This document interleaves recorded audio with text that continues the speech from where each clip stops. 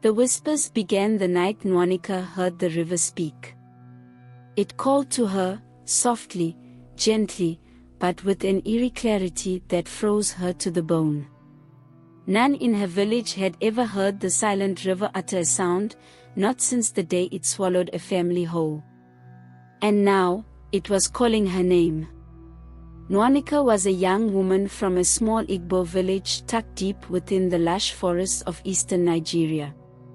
She was known for her beauty and quiet grace, traits that made her both admired and envied by her peers. Her father, Izima, was the village's respected blacksmith, a role that afforded them a simple but honorable life. Nwanneka had dreams of leaving the village one day, not for adventure, but to escape the weight of tradition that bore down on her. The village of Nzigu held the silent river as sacred, a body of water that stretched along the edge of their community. The elders often warned that the river could not be crossed, for it held the souls of those who had perished there. Years ago, the river claimed the family of a wealthy trader, and from that day forward, it earned its foreboding name. No one dared go near it. Nwanneka had always been drawn to the river, though. Its quiet beauty, the way it shimmered under the moonlight, made it seem more like a friend than a threat. As a child, she would sit on the banks, her feet just barely touching the water, imagining what lay beyond its mysterious depths. One fateful evening, after a particularly heated disagreement with her father about a marriage proposal from a suitor she didn't love, Nwanneka ran to the river to clear her head. As she sat there, the water shimmered in a way she had never seen before, and that was when she heard it, her name, carried by the wind but undeniably coming from the water.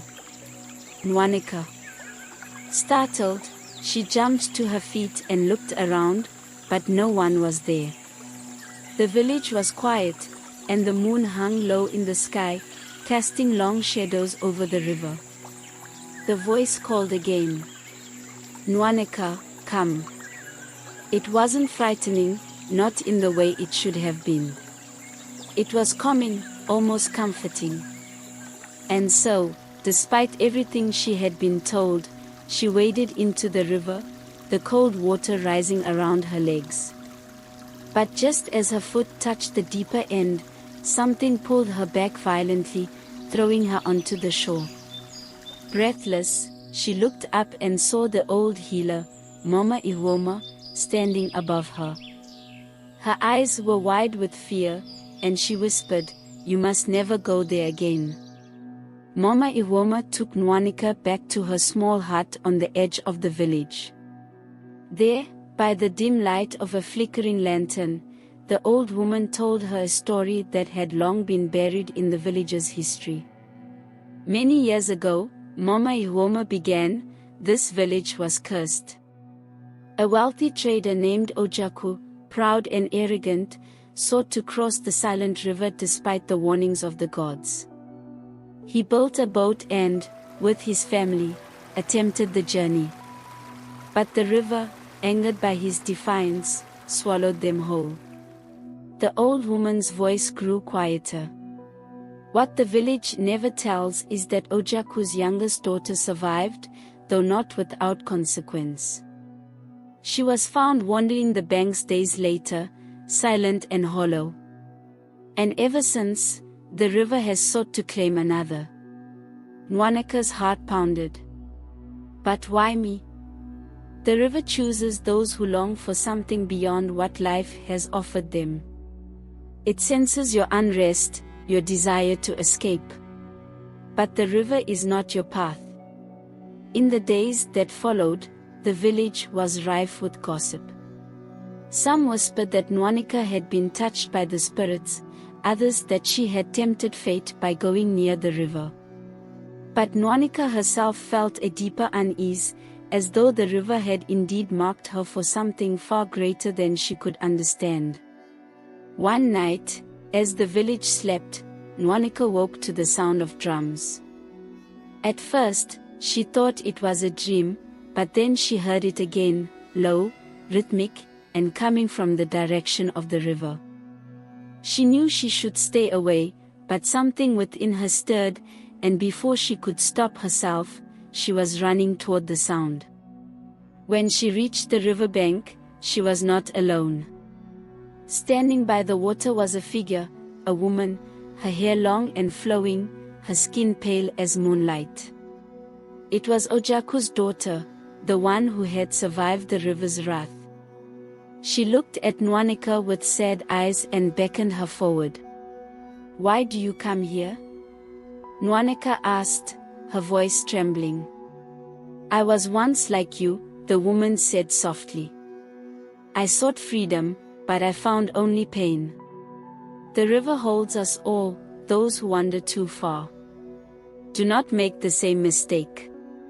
Nwanneka felt a tear slip down her cheek. "But I don't know where else to go." The woman stepped closer, her voice barely a whisper. "You must face what you fear. It is not the river that holds you, but your own heart." Nwanneka woke the next morning feeling lighter, as though a burden had been lifted. The river no longer called to her, and for the first time in years, she felt at peace with her place in the village. She sought out her father and told him of her dreams, her desire for a different life, but also her willingness to stay and honor her family. Izima, moved by his daughter's courage, agreed to give her the freedom she sought, but with the understanding that she would not be bound by tradition alone. And so, Nwanneka stayed, but she stayed on her own terms. She became a healer, learning from Mama Ihoma, and was known throughout the village for her wisdom and strength. The silent river, once a place of fear, became a place of reflection and healing, for it no longer held power over her heart. Years later, when travelers passed through the village, they would hear the story of Nwanneka, the girl who heard the river speak but chose her own path.